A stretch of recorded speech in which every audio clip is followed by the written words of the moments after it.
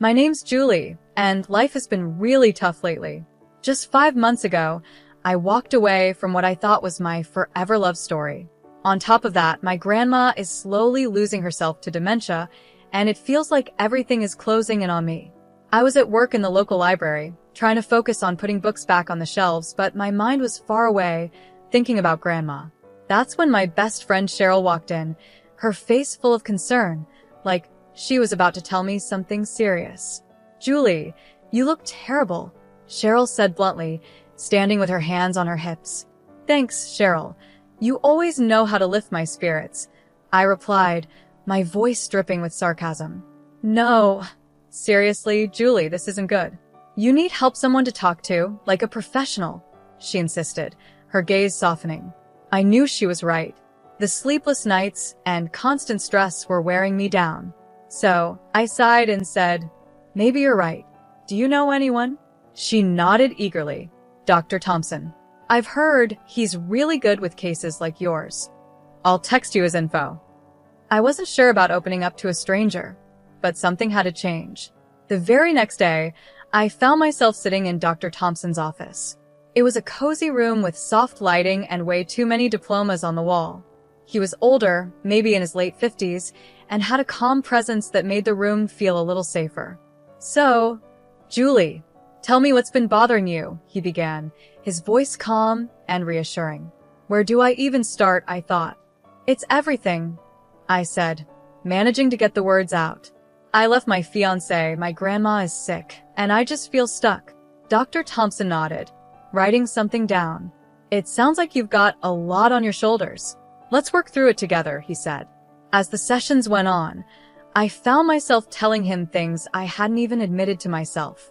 He never judged, just listened and sometimes responded with a gentle, or "I see."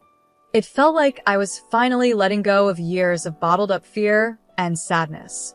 One day, after a session, I left his office feeling lighter than I had in a long time. The sun was setting, casting a warm glow over everything, and I actually smiled, feeling a small flicker of hope. That night, as I was heating up some canned soup in my small apartment, my phone buzzed. It was a message from Dr. Thompson, reminding me about a follow-up appointment. I stared at the screen for a while. This guy was becoming my lifeline, and part of me hated how much I needed him. Days turned into weeks, and before I knew it, 3 years had gone by. When I first walked into Dr. Thompson's office, I finally felt like I could breathe again, without the weight on my chest. I even managed to laugh at a joke Cheryl made, and for the first time in a while, it felt real. During one of those lighter moments, my phone rang. The number was unknown, but I answered it anyway. "Hello, Julie, it's Dr. Thompson," the voice on the other end said. I was surprised. "Dr. Thompson? Is everything okay?" I asked, feeling a bit nervous. Yes, everything's fine," he reassured me. "I wanted to talk about your progress and maybe extend an invitation." "An invitation?" I repeated, now curious. "Yes," he continued. "I was thinking we could meet for coffee, outside the office. You've made a lot of progress, and I believe seeing things from a new perspective might help." I hesitated, biting my lip. This felt unfamiliar. "Isn't that against some kind of rule or something?" I finally asked. There was a brief pause. "Well, you're not my patient anymore. I just thought it would be nice to catch up in a more relaxed setting," he replied. Something in the way he spoke made me agree. "Okay, sure. Coffee sounds nice," I said, ignoring the nervous flutter in my stomach. We met at a local cafe the following Wednesday. It felt strange seeing him outside the office, dressed in jeans and a casual shirt. He seemed like a regular guy, almost different from the professional I was used to. "You look well, Julie," he said with a warm smile as he greeted me. "Thanks, Dr. Thompson. I'm feeling better, too," I replied, tucking a loose strand of hair behind my ear. "Please call me James." "We're not in the office now," he said with a light laugh. I nodded, feeling a bit awkward. "Okay, James." Surprisingly, the conversation flowed easily. We talked about all sorts of things. He shared how much he loved hiking and how he always wanted to visit the Grand Canyon. I told him about my new hobby, painting, something I had started as a way to cope. As we sipped our coffee, he leaned in a little, his eyes serious but kind. Julie, I've watched you grow and overcome so much. You're incredibly strong, you know that, he said. I blushed, not used to such direct compliments. Thanks. I guess I had a good therapist, I replied with a small smile. He chuckled. Well, I can't take all the credit. You did the hard work. We kept talking, not even noticing as the cafe started to empty out.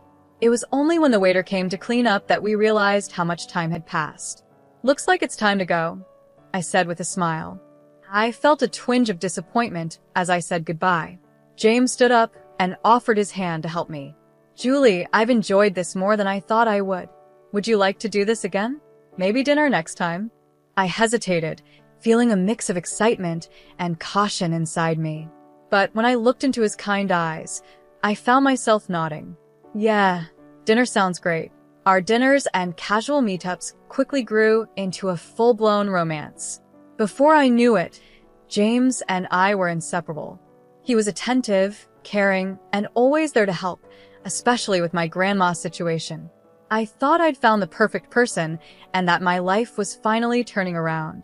But after the wedding, things started to change, or maybe I began to see his true self. It started small. He'd make comments about my friends like, "You're better off without them," or "They don't really care about you." At first, I brushed it off, thinking he was just being protective. But then it got worse. He became possessive, always needing to know where I was and who I was with. His control slowly took over every part of my life. He insisted that I quit my job, saying, "You don't need to work. I can take care of everything. Trust me, Julie." It wasn't about money for me. It was about freedom, having something that was mine. But still, I found myself agreeing, quitting my job, and becoming completely dependent on him. That had been his plan all along. Soon after, the isolation began. He'd check my phone, monitor my calls and texts. "Who are you talking to? Why are you laughing? Tell me," he'd demand, his eyes wild with a frightening intensity. "It's just Cheryl. You know her." I'd stutter, feeling like a child caught in a lie. "Cheryl, huh? She's no good for you. I don't want you talking to her anymore," he'd snap. It was crazy. I felt like I was losing my mind. One day, I couldn't take it anymore. I confronted him, my voice trembling but loud. "I can't do this, James. I can't live like you're my jailer. I need my life back." He just laughed, a cold, heartless sound that echoed through the house. "Your life, Julie? Your life is with me now. And if you even think about leaving, what about your grandma? Without me, she's out on the streets. Remember that." I was trapped. Every time I thought about standing up to him or leaving, the image of my sweet, confused grandma being thrown out of her care facility stopped me in my tracks. I was trapped in a web he had carefully created. Every move he made was designed to keep me under his control. The only peace I found was at night, when I could cry silently in bed, without him noticing. I'd lie there, the man I once loved snoring next to me, wondering how I ended up in this nightmare. How did the kind, caring man I married turn into such a monster? Looking back, I realized the signs were there all along: his need to control me, his disregard for my friends, and his push for me to quit my job. But I was blind, desperate for love, and now I was paying the price. I knew I had to do something. I couldn't keep living like this, or rather, barely living. But every time I thought about standing up to him, his threats about my grandmother stopped me in my tracks. It was a vicious cycle: fear, control, and complete hopelessness. I felt like I was fading, like a ghost in my own life. The independent, lively woman I once was had disappeared, replaced by someone who flinched at his voice and jumped whenever a door slammed. Our home felt more like a prison, with James as the warden, and his rules were the chains that kept me there. One evening, as we sat in what was supposed to be our cozy living room, the tension was unbearable. I tried to make myself small, hoping he wouldn't notice me, but it was no use. He was like a storm, ready to explode. "Why don't you ever look at me when I'm talking to you?" James snapped, his eyes narrow and angry. I flinched. "I'm sorry. I was just thinking about something," I stammered. "Always thinking, always in your head," he said, his voice growing louder. "You're here with me. Remember, that I'm your husband." His voice rose to a shout, and I quickly nodded, mumbling apologies, trying to calm him down. But it was no use. He was already in one of his moods, and there was no stopping him. "You know what? I've had enough of your attitude. You need to learn," he said coldly, his voice calculated. Before I could react, he grabbed my arm, his fingers digging painfully into my skin. "James, please, you're hurting me," I cried, fear washing over me. He dragged me toward the small storage room, the one place I feared most in the house.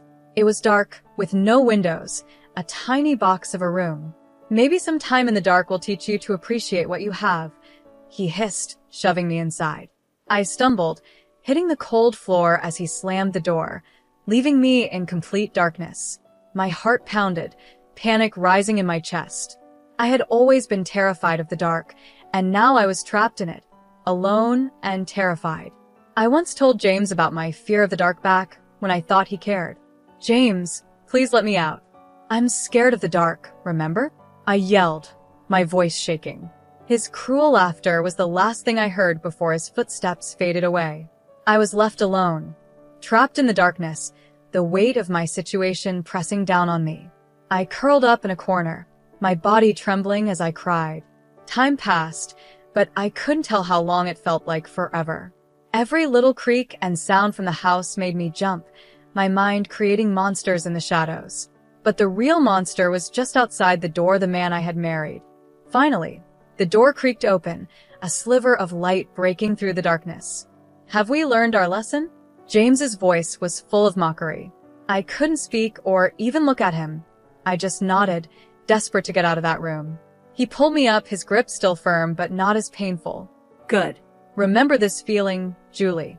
Remember who's in charge here," he said coldly.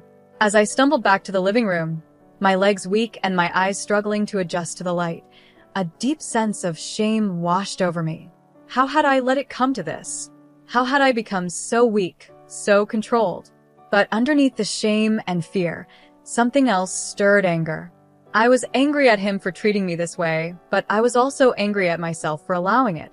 That dark room was a wake-up call. I couldn't live like this anymore. I couldn't let him crush the last bit of who I was. Amidst all the darkness in my life, a tiny spark of hope appeared. I found out I was pregnant. As I held the positive test in my hands, a wave of emotions rushed over me. Fear, uncertainty, but also a fierce, protective love. I hoped that maybe this baby would change things, maybe even soften James, bringing back the man I once loved. With my heart racing, I approached him that evening. "James, I have something to tell you. We're going to have a baby." His reaction was immediate and terrifying. His face twisted, not with joy, but with anger. "A baby? No, that's not happening, Julie." I stepped back, his harsh words cutting deep. "But it's our child," I said, trying to plead with him. Maybe this could change things, make them better. He didn't care. His voice was cold as he spat out. "No, Julie, it's going to change nothing. You're going to get rid of it." I felt a sudden surge of defiance rise up inside me. "No, I won't do that. This child is part of me." In a rage, he grabbed my arm, his fingers digging into my skin painfully. "You don't understand, do you? You're mine. Everything you have is mine, your fears, your body, your future." I struggled, but James was too strong. "James, please let me go," I begged, but he didn't listen. Instead, he dragged me to a small locked room at the back of the house, the one place I avoided at all costs. The room was dark, damp, and full of spiders, my worst fear. With a rough shove, he pushed me inside, and the door slammed shut behind me. The sound of the lock clicking felt like the end. My heart raced as I heard the spiders moving in the darkness. I was trapped, the tiny space closing in on me, and the terror of the spiders taking over. "Let's see how long your maternal instincts last now," James taunted from the other side of the door. I screamed and pounded on the door, but it was no use. Hours passed in that dark, horrifying room, and my mind raced with fear for both myself and my unborn child. How could I bring a baby into this nightmare? Finally, the door opened, and James's silhouette appeared in the doorway, a smirk on his face. "Well, have you thought it over? Are you ready to get rid of the problem now?" I was weak, terrified but still determined. Through my tears, I whispered, "No, that small act of defiance cost me." He left me there even longer, the spiders my only company. The last thing I remember was collapsing to the floor and fainting. When I woke up, I was in a hospital room, surrounded by the sterile white walls and the beeping of machines. I felt disoriented at first, but then the memories came rushing back. James, the spiders, the darkness. A shiver ran through me. But beneath all the fear, something else stirred, a fierce protective love for the tiny life growing inside me. I knew I had to act, not just for myself, but for my baby. As soon as I was alone, I quietly pulled out the phone I had hidden and dialed my cousin, Charles, who worked with the FBI. His voice was a lifeline as I whispered my story, every word a mix of fear and hope. "Charles, it's Julie. I need help." "It's James." My voice cracked, the reality of everything threatening to overwhelm me. "Julie, slow down. Tell me everything," Charles said, his voice calm and steady. I told him everything, each word lifting a little of the weight off my shoulders. His responses were professional, but I could hear the anger underneath. "Julie, listen to me. I'm going to help you. We're going to get you out of there, but you need to stay strong just a little longer." "Can you do that?" he asked. I nodded into the phone, making a silent promise to myself and my baby that I would hold on just a little longer. "I can, Charles. I have to," I whispered. "Good. I'm going to make some calls. We'll act fast. Just hang tight and don't do anything to make him suspicious," Charles instructed. I agreed, holding on to the fragile lifeline of the plan he was forming. The rest of my hospital stay felt like a blur, doctor coming in and out, whispered phone calls, and every minute stretching into what felt like forever as I waited to be released. When the day finally came for me to go home, a heavy dread settled over me. The house, which once felt like a place of love and safety, now loomed like a monster. Its walls seemed to echo with all the screams and tears from the past months. James was there waiting for me, his presence dark and heavy, filling the room like a storm. I braced myself for what was coming, the confrontation I had been dreading but also preparing for. "Julie," James said, his voice calm in a way that made my skin crawl. "You're back. How is the hospital?" I kept my voice steady, hiding the emotions swirling inside. "It was fine. I'm feeling better," I lied, looking him in the eye with as much calmness as I could muster. He circled me slowly, like a shark sensing blood in the water. "Good, because we need to talk about the situation," he said, his eyes flicking down to my stomach. A sneer curled his lips. I clenched my fists, feeling the baby move inside me. "There's nothing to talk about. I've made my decision." James's face twisted with rage. "Your decision? You think you have a choice here?" I swallowed hard, but stood firm. "Yes, I do. This is my body, my child. I won't let you control me anymore." He let out a cold, humorless laugh. "Oh, Julie, you never learn, do you? I always have control. Always. But this time was different. I had a plan, a lifeline. I just needed to bide my time and play along until I could make my escape." "I'm tired, James. I'm going to bed," I said, turning to leave the room. He grabbed my arm, his grip tight like iron. "You're not going anywhere until we settle this." Just then, the front door burst open with a loud bang that echoed through the house. Police officers rushed in, their badges gleaming, their faces set with determination. "James Thompson, you're under arrest for the abuse and unlawful imprisonment of Julie Thompson," one of the officers announced, his voice cutting through the air like a knife. James's face turned pale, his grip on my arm loosening in shock. "This is ridiculous. She's my wife." "She's lying," he shouted, but I wasn't alone this time. Charles stepped in behind the officers, his face filled with fury. "No, James. You're the liar. We have everything, the recordings, the testimonies. It's over." James's eyes darted around, searching for a way out, but there was none. The officers handcuffed him, reading him his rights as he continued to protest, shouting denials and threats. As they led him away, he met my eyes one last time, his face a mix of disbelief and rage. But this time, I didn't flinch. I didn't cower. I was finally free. I met his eyes without flinching, the fear inside me replaced by a strong sense of justice. After the chaos settled, Charles walked over, his expression soft. "Julie, are you okay?" I nodded, tears filling my eyes. "Yeah, I think so. Thank you, Charles. Thank you for everything." He hugged me tightly, a warm, protective embrace. "Always, Julie. Always." The house felt strangely quiet after everyone left. James's shadow still seemed to linger in the corners, but for the first time, I felt peace. The confrontation had been terrifying, but it was the first step toward a new life for me and my child. The world seemed brighter, the air fresher. The chains of fear and control were finally broken, leaving room for hope and a new beginning. With James now facing the consequences of his actions, I could finally breathe and plan for the future. I moved back into my old apartment, and its familiar walls welcomed me. It needed some work, a bit of paint here, a new picture there, but it was mine. As I unpacked a box of old photos and memories, there was a knock at the door. I opened it to see Cheryl, her face lighting up with a wide grin. "Julie, look at you. Free and glowing," she exclaimed. I laughed, the sound light and real. Cheryl, come in.